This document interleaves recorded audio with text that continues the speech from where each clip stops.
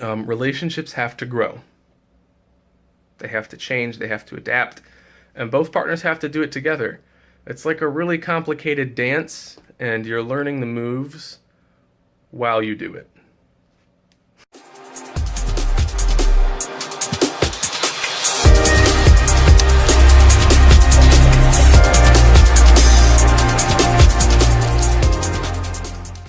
What is going on, you guys? Good morning.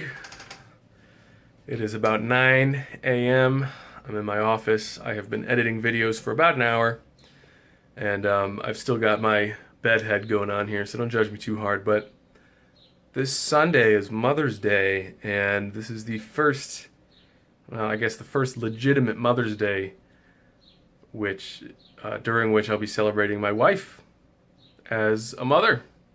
She was pregnant last year, but now we are a family. We're parents, so I got to figure out what I'm going to get her, and I think I know what it's going to be. But there is a gift that I wish I could give her that I can't yet, and that is the gift of being able to stay home and to do what she wants. I want to give her the financial freedom to be able to quit her job or to find a new one that she can do from home, or just any kind of job that allows her to be home more often, to be with the family, and to be enjoying her life a little bit more than she currently does, because she works full-time.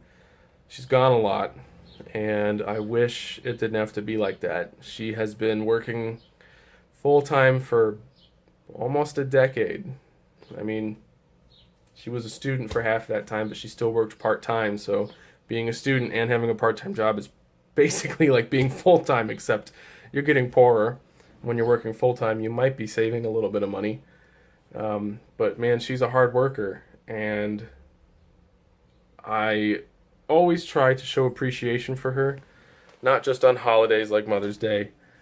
I try to always let her know how important she is to me and how much I appreciate her. And, holidays like Mother's Day make me really think about all the things that she does for our family and for me and for my daughter. And I'm just super grateful. And it really makes me appreciate the relationship that I have, and appreciate how lucky, or how blessed, if you prefer that term, I am to have the situation that I have, and to have the partner that I have. She's amazing. We constantly push each other, and this is something that's very, very important to good, strong, productive, resilient relationships. And that's what I want to talk about today. That is the way in which partners push each other. The way that you constantly tell each other to be better in a way that's kind and understanding and encouraging. Because most couples, the two partners, do tell each other to be better. And they do it in a way that's counterproductive. One partner is dissatisfied with the other. Maybe the boyfriend wants the girlfriend to work out, and he says, "Why don't you work out? Why don't you start exercising?" That's pretty rude. That's not encouraging. Makes the other partner feel bad. Makes them feel lazy, and that's not even close to the meanest way you can say something like that. Maybe the wife is always nagging the husband to get things done. Because let's be honest, relationships are never perfect. They're never perfect. There's no such thing as true love, okay? There's no such thing as love at first sight. There's no such thing as destiny or fate. I'm sorry, people. This is the truth. All right? I believe in my heart that you can fall in love with any person that you choose. You're not meant for someone, right? There's no special plan for you.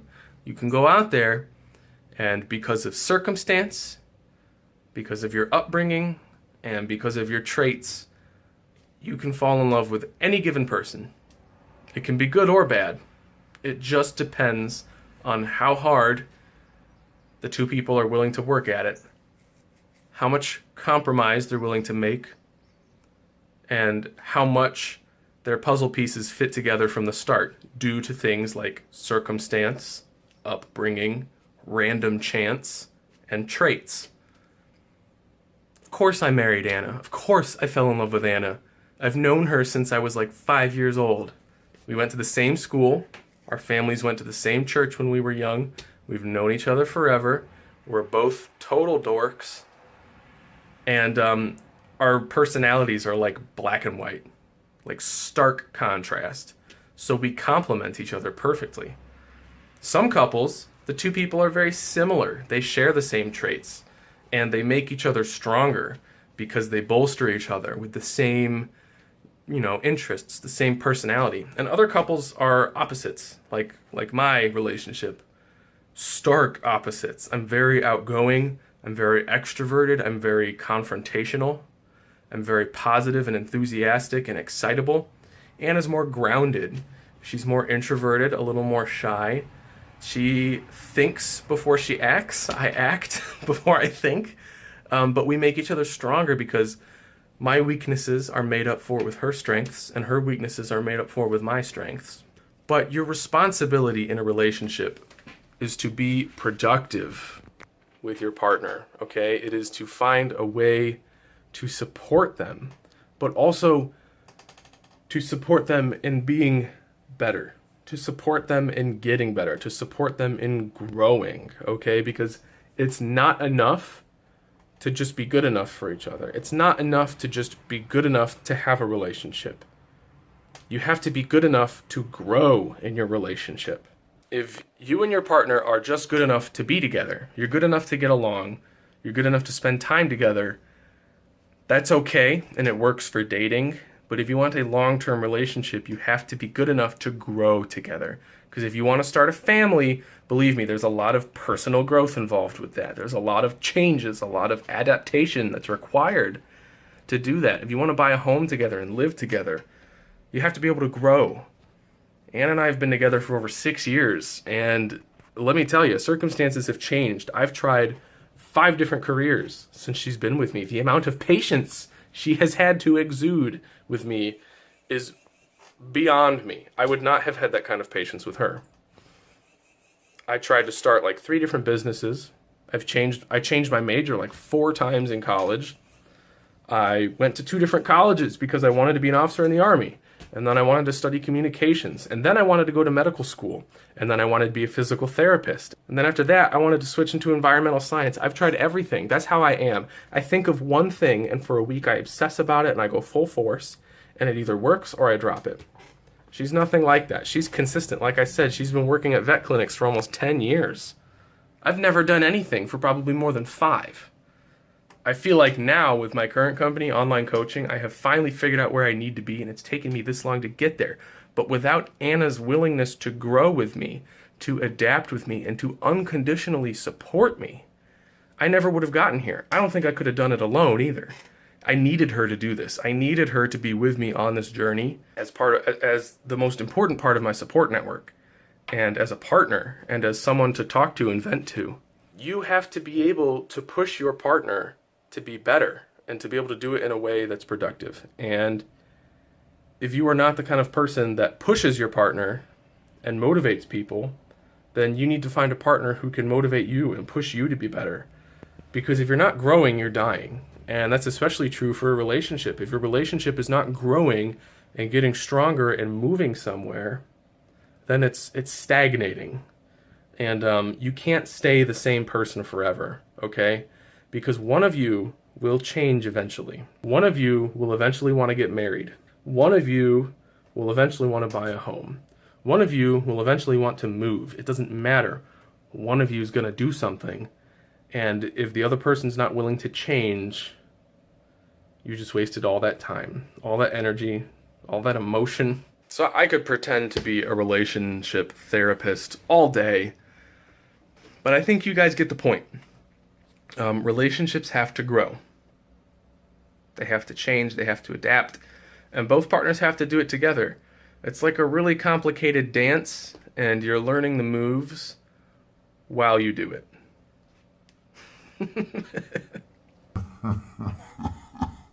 It's a beautiful thing, though, really, because it's really easy sometimes, but most of the time it's really hard.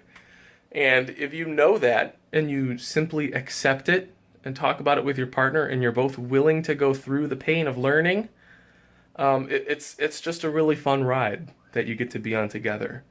And whether you're getting married, buying a home, having kids, starting new jobs, or just choosing which restaurant to go to on Friday night, it's just a fun adventure you get to be on with someone.